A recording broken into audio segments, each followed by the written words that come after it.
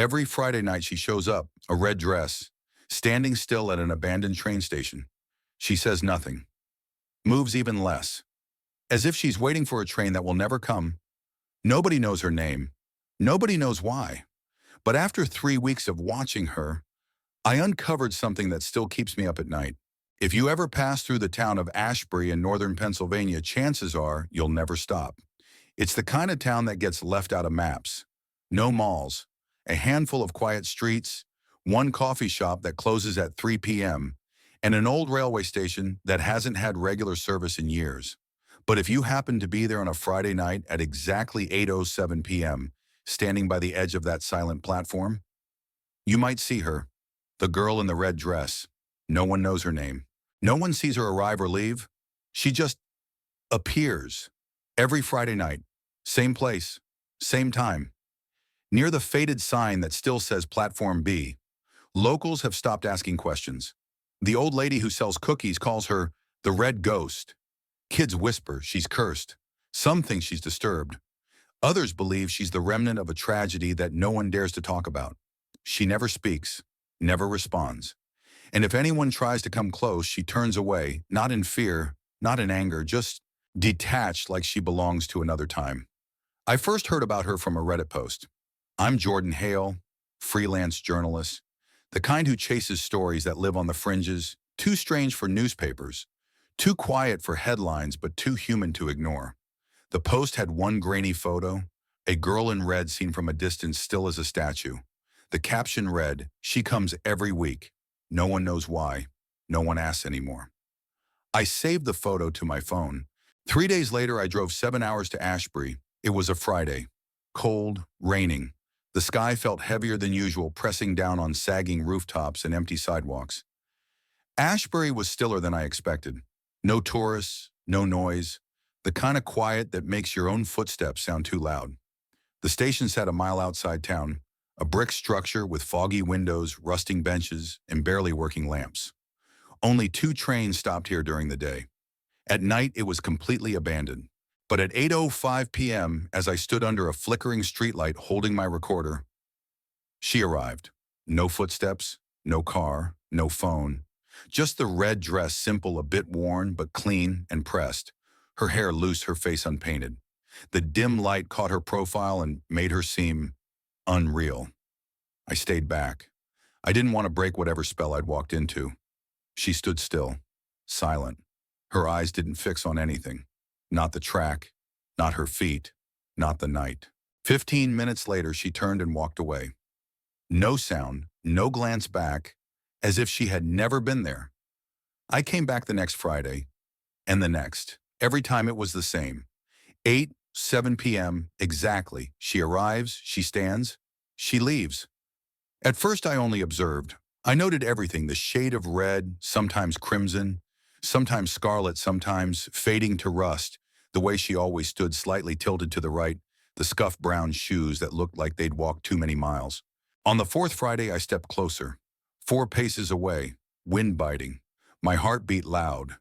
I didn't know what to say. "Hello, can I ask you something?" "Why are you here?" But I said nothing. She turned to look at me. Calm, unafraid, no judgment, just stillness. Then gently, like she'd been waiting to do this, she handed me a cream-colored envelope. No words, no address, just paper. She placed it in my hand and walked away into the fog. This time I didn't follow. Back at my motel room, damp, yellow-lit and musty, I opened the envelope. Inside were torn pieces of notebook paper, diary fragments, scattered thoughts, some lines crossed out, all handwritten, the ink slightly smudged. There was no greeting, no signature. But I knew. These were her words. I used to think love made people brave. I was wrong. Sometimes love just leaves people frozen. That train was supposed to arrive. I should have gotten on. Or he should have stayed. But neither of us moved. People say I should let go. But how do you forget someone you promised you'd wait for? Just one more minute, I read them over and over until well past midnight. She didn't tell a full story, but between the lines there was something sharp and aching. A secret, a promise, a wound. In a train scheduled to arrive at 8:07 p.m. 10 years ago. That night I opened my laptop, typed into the search bar Ashbury train crash, October, 10 years ago. And there it was, train 719 derails near Ashbury Station, 6 dead, several injured, cause emergency brake failure, full passenger list not released. I stared at the headline, the date of the crash, Friday, October 10th, 8 p.m., exactly 10 years ago. I turned over the envelope in my hands. On the back in the tiniest handwriting almost missed was one final line. Ashbury Station was still the same, cold, crumbling, forgotten. But ever since the night I received her letter, I couldn't see it the same way again. Every chipped brick, every rusted bolt, every patch of moss seemed to whisper something unfinished, like a place holding its breath, waiting for someone to finally exhale. The next Monday morning I returned, not to find the girl in red, but to find whatever was left of the story she'd started to tell. The station's waiting room was just as abandoned as the platform. The ticket booth stood empty. The map on the wall was too faded to read. Wooden benches warped from time and weather lined the space like forgotten pews. But in one corner near a window, cracked just enough for sunlight to slip in, there was a bench that looked untouched. I stood in front of it a long while, holding her letter in one hand and my notebook in the other. I wrote only one line. I need to know who Nathan was. I began at the town library, Ashbury's modest archive of dusty yearbooks and yellowing newspapers. The man behind the desk looked surprised that anyone under 40 was interested in a 10-year-old train accident.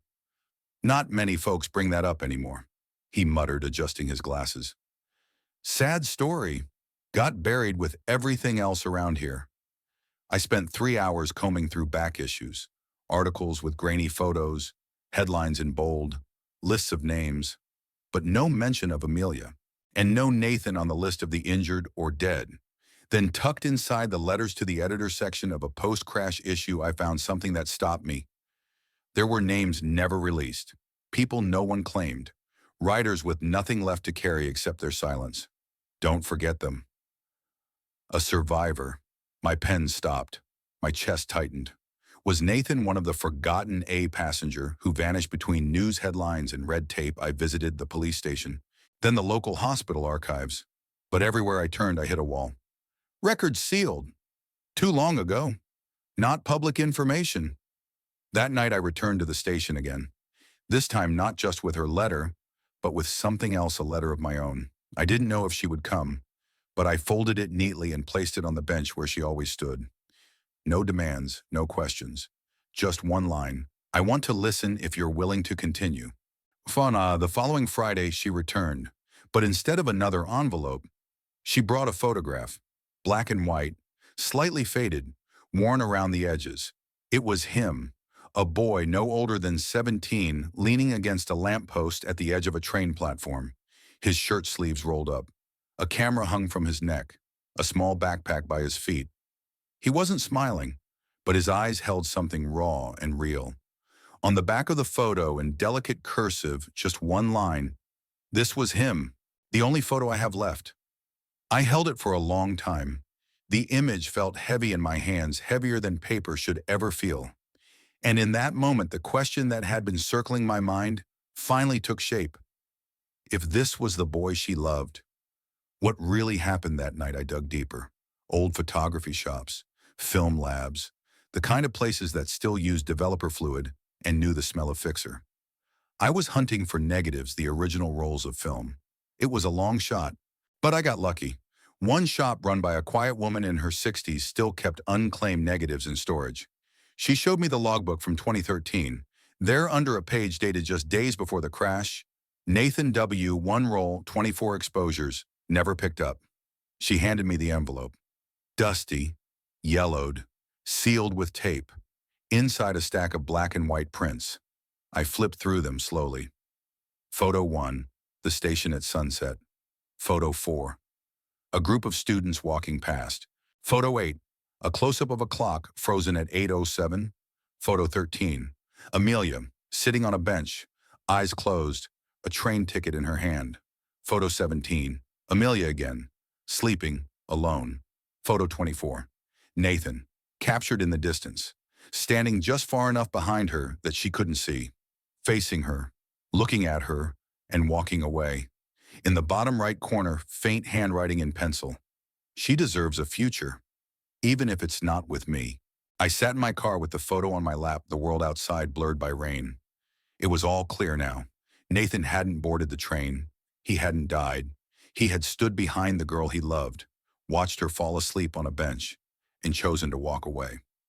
Not because he didn't love her, but because he thought he wasn't enough.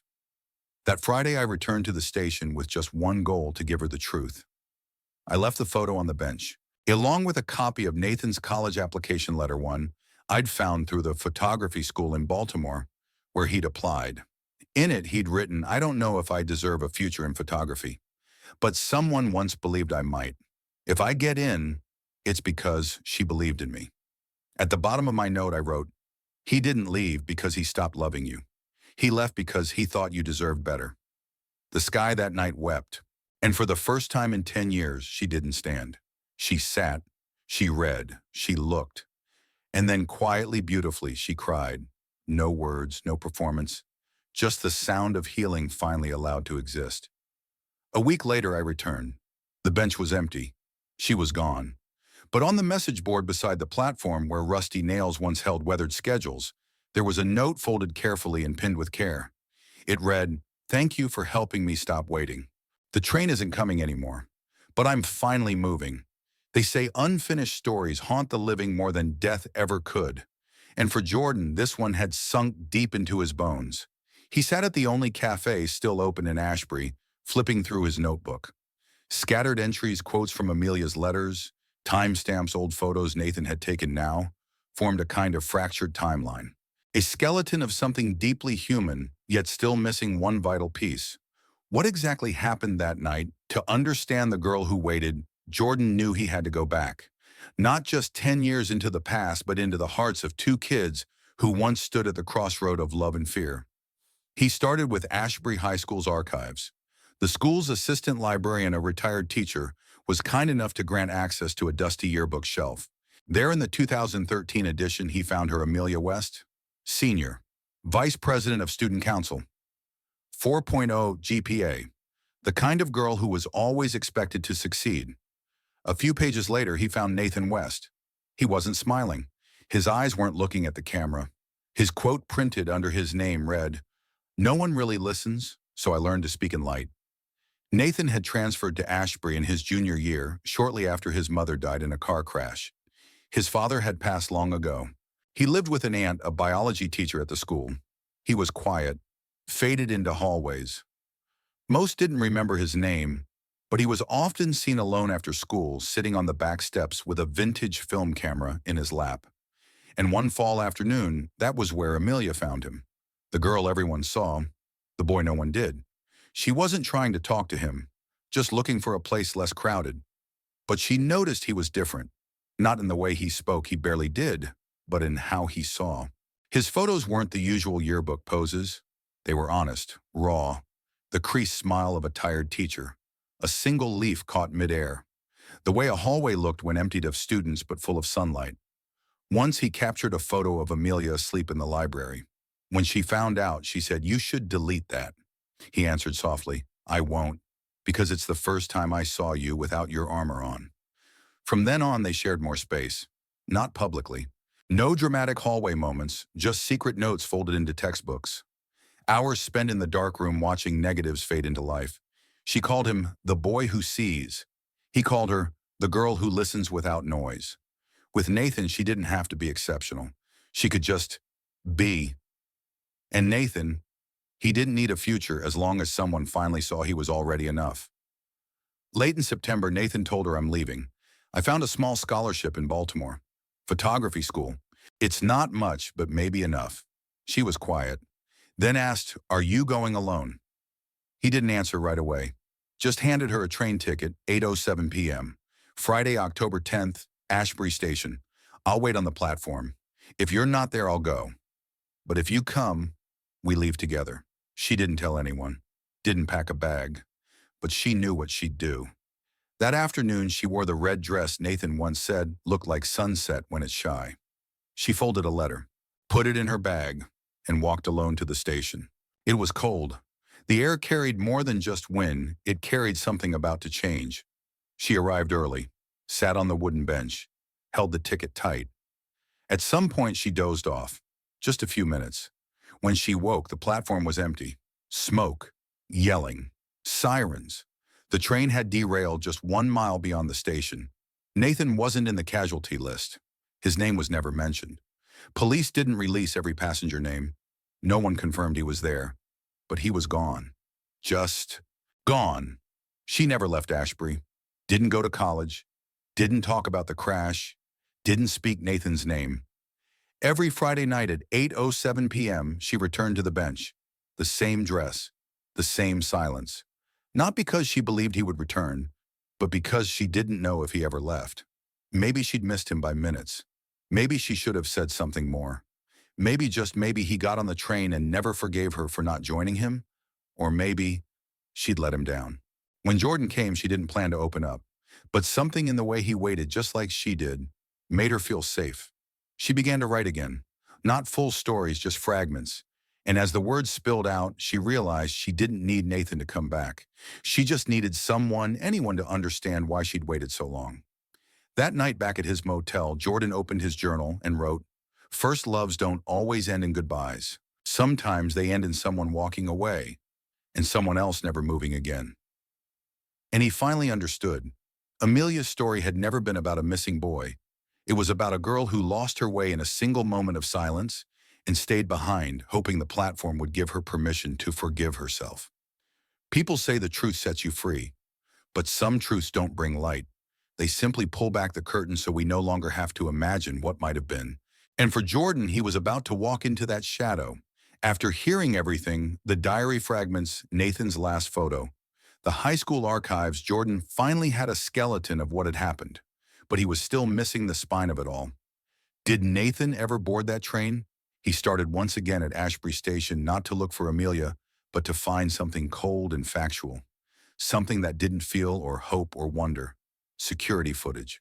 Jordan reached out to the Northeast Pennsylvania Railway Archives, and after multiple emails, phone calls, and paperwork, he was given access to a server of old unpublished security videos, footage considered too sensitive for public release. The crash of Train 7119 in 2013 was one of those incidents.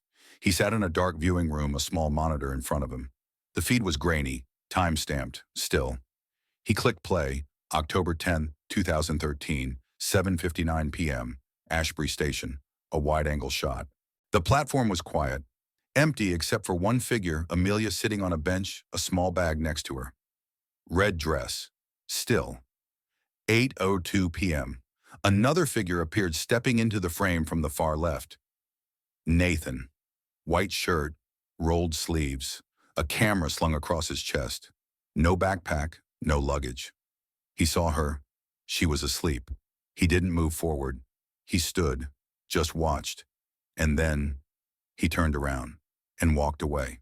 No words, no dramatic goodbye, no embrace. Just two people standing in the same place, but living in different minutes. 8:04 p.m. The train arrived. She didn't wake.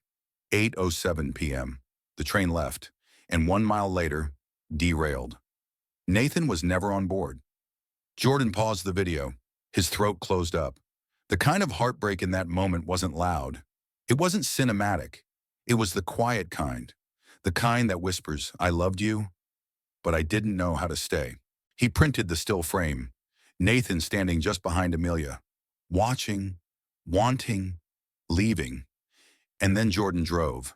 Not to chase answers, but to return one. He left the photo on the bench where Amelia once stood. Beside it, he placed something else, a copy of Nathan's scholarship application to the photography school in Baltimore. He'd tracked it down by calling, emailing, explaining that it mattered more now than it ever had back then. At the bottom of the application, in Nathan's own handwriting, "I don't know if I deserve this chance, but someone once believed I might. If I get in, it won't just be because of me. It'll be because she believed first." Jordan wrote one last line on a small note tucked between the pages. He didn't leave because he stopped loving you. He left because he thought you deserved better than him. That night, rain fell again. Not a storm. Just enough to blur the lights, to wash away anything unfinished. And when she came for the first time in 10 years, she didn't stand. She sat. She read the letter, held the photo, and wept. Not loudly, not like someone broken, but like someone finally allowed to breathe. The silence wasn't heavy anymore. It was peace. The following Friday, Jordan returned. The station was quiet, the bench empty. But taped gently to the old bulletin board, the one where schedules used to be, was a folded note. Cream paper. Familiar handwriting. It said, "Thank you for helping me stop waiting. The train isn't coming, but I'm finally moving." Jordan read it twice, then again. He tucked it into his notebook, not to publish, not to quote, but just to keep. And as he looked at the now empty station, the question he'd carried for weeks dissolved. She had never waited for Nathan. She'd been waiting for herself to be strong enough to stop. Some endings don't need fireworks, no grand closure, no applause. They arrive quietly, like someone who's been standing for years, finally choosing to sit down. From the moment the red dress was left folded on the bench, Jordan never saw Amelia again. Not at 8:07 p.m., not ever. Ashbury Station remained what it had always been, old, silent, cold. But now it no longer held a ghost. It was no longer a cage. It had returned to what it was meant to be, a place you pass through, not one you live in. Jordan drove back to the city. He spent the next few weeks piecing everything together. The fragments of her letters, the old photographs, the time-stamped stills from that silent moment between her and Nathan, the folded notes, the ticket, the bench. But he didn't write it like a journalist. He told it like a witness. Not to explain, not to dramatize, just to understand. It was never about a girl in a train. It was about what we hold on to when no one's watching. He uploaded the episode on a Monday morning. No dramatic title. Just the 8:07 train. No clickbait thumbnail. No music. Just his voice. Calm. Wavering at times. Measured. Like he wasn't just telling a story, but listening to it too. Within 24 hours, the podcast went viral. But not because it was shocking. It spread because people saw themselves in it. In her silence. In his hesitation. In the space between two people who loved each other, but missed each other by a minute. The comments came flooding in. "I waited for someone for years. This broke me. I think I was Nathan. I walked away. I didn't even know I was still waiting. Until this." And then, among the messages, there was one email. No subject. No signature. Just a familiar address. From A. The body of the email contained just one sentence. "Thank you for helping me leave a place I didn't know I'd stayed in too long." Jordan didn't respond. He didn't need to. He knew she hadn't written for a reply. She had written it to let go. 3 months later, Jordan returned to Ashbury, not to dig up the past, but to see what had changed. Not much. Same narrow streets, same quiet. But when he stepped onto the platform, he noticed something new. The rusted old bulletin board was gone. In its place, a smooth wooden panel recently installed, and beneath it a frame. Inside the frame, a black and white photo. A girl in a red dress standing alone in the mist. No title, no name, no story. Just a small plaque underneath. "Sometimes the bravest thing we can do is to know when we no longer need to wait." Locals walked past it now without fear. Children no longer whispered about the red ghost, and Jordan stood there still heartful, knowing exactly who the girl was. He returned to the city, kept telling stories. But from then on, he carried a small notebook with no title. Not for publishing, not for sharing. Just to record in his own words the stories of people who waited, and the moments when they finally chose not to. The first page simply read, "There was once a girl who stood at a train station for 10 years. Not for a train, not for a boy, but for the version of herself that had the courage to walk away." If you're still waiting, ask yourself, are you waiting for someone to return? Or are you waiting until you're strong enough to move on? Sometimes the answer itself is the freedom you need.